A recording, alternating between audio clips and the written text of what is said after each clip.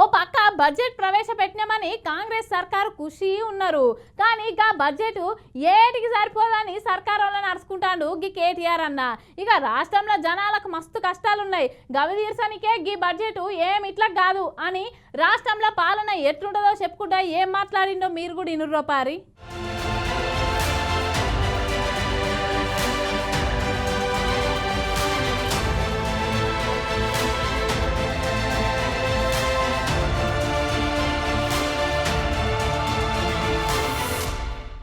అగో కేటీఆర్ సారు ఏడ మీటింగ్ పెడతాడా సర్కారు మీద అయితే ఘోరంగా ఇరుసుకపడుతున్నాడు.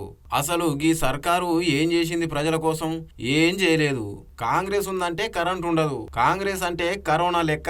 ఇవాళ బట్టి విక్రమార్క సారు ప్రవేశపెట్టిన బిల్లులు చూసి అసలు ఇదేం బిల్లు ఎవరి కష్టం తీర్చనీకే సరిపోతుంది.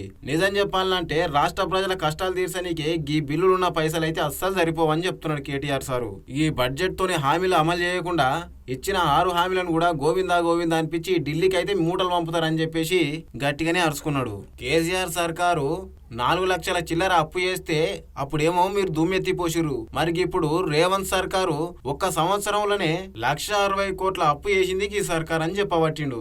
అయితే కేటీఆర్ సార్ ఏమంటుండంటే బట్టి విక్రమార్క సార్ ఉపన్యాసం మొత్తం విన్న తర్వాత ఈ 6 హామీలు కూడా గోవిందా గోవిందా అని అనిపిస్తారంట కాంగ్రెస్ వాళ్ళు.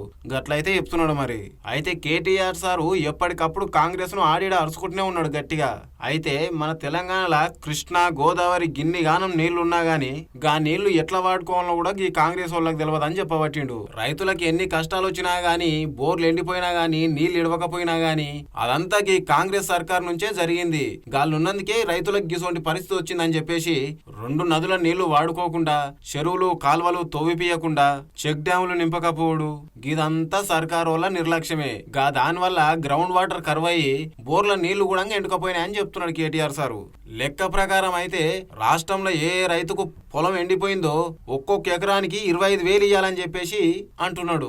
రైతుల్ని ఆదుకోనికే శాత కాదు గాని ఇసుక దందా మాత్రం బాగా చేయబట్టిరని చెప్తున్నాడు. మీరు ఎన్ని అన్యాయాలు అక్రమాలు చేసినా గానీ రైతాంగం తరపున మేమైతే ఇట్లా పోరాటం చేస్తూనే ఉంటాం, ప్రశ్నిస్తూనే ఉంటాం అని చెప్పేసి కేసీఆర్ సార్ అయితే సవాల్ ఇసిరిండు కాంగ్రెస్ ప్రభుత్వానికి. చూడాలే మరి బడ్జెట్ అయితే వచ్చింది, ఇప్పుడన్న రైతుల కష్టాలు ప్రజల కష్టాలు తీరుతాయో లేదో. రాష్ట్ర బడ్జెట్ బట్టి విక్రమార్క గారి సుదీర్ఘ ఉపన్యాసం, గంటన్నర ఉపన్యాసం తర్వాత మాకు అర్థమైంది ఏంటి అంటే 6 గ్యారంటీలు గోవిందా గోవిందా అని అర్థమైంది. 6 గ్యారంటీలు మర్చిపోయినారు, తిలోదకాలు ఇచ్చినారు. 100 రోజుల్లో 6 గ్యారంటీలు అనే మాట ఇవాళ పాతర వేసినారు అనే మాట స్పష్టంగా అర్థమైంది. $1 ట్రిలియన్ చేస్తారట వీళ్ళు. $1 ట్రిలియన్ అంటే ఎన్ని సున్నాలు ఉన్నాయో కూడా వీళ్ళకి తెలియదు. కానీ $1 ట్రిలియన్ ఎవరో చెప్పినరు, వీళ్ళు చదివినరు తప్ప వీళ్లకు ఉన్నదాన్నే కాపాడే పరిస్థితి లేదు. మీరు $1 ట్రిలియన్ ఆర్థిక వ్యవస్థ చేసుడు కాదు, $1 ట్రిలియన్ అప్పు చేసే దౌర్భాగ్యమైన పరిస్థితి కనబడతా ఉన్నది.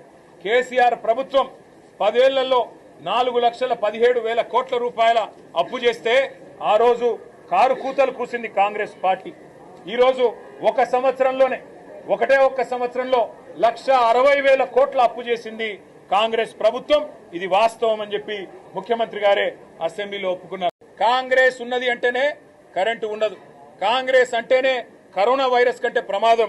ఈరోజు ఈ బడ్జెట్ చూస్తే అదే అర్థమవుతున్నది. సంక్షేమానికి సమాధి, అభివృద్ధికి అడ్రస్ గల్లెంతు, ప్రజలకిచ్చిన గ్యారంటీలకు గోరిగట్టి, పార్టీ కార్యకర్తలకు మాత్రం పప్పు బెల్లాల్లాగా ఏదో వీళ్ళు అబ్బసొత్తు అన్నట్టు 6,000 కోట్లు పంచిపెడతారట. 6,000 కోట్లు ఎవడి అబ్బసొత్తు? తెలంగాణ ప్రజల సొత్తు. కార్యకర్తలకు ఇస్తాం, కాకరకాయలకు ఇస్తాం అంటే చూస్తా ఊరుకోవడానికి ఈ రాష్ట్ర ప్రజలు సిద్ధంగా లేరు. ఈ బడ్జెట్ ఒక మాటలో తేల్చి చెప్పాలంటే ఇది పేద ప్రజల కష్టాలు తీర్చే బడ్జెట్ కాదు. 6 గ్యారంటీలను గోవిందా గోవిందా అనిపించి ఢిల్లీకి మాత్రం మూటలు పంపడానికి పెట్టిన బడ్జెట్ అనేది మాత్రం క్లియర్ గా కనబడతాం. ఇంకా వీళ్ళ అటర్ ఫ్లాప్ మోడల్ అట దేశానికి ఆదర్శమట. నిజంగా చెప్పాలంటే ఇది దేశానికే సిగ్గుచేటైన పాలన, 20% కమిషన్ పాలన అనేది స్పష్టంగా అర్థమవుతా ఉంది.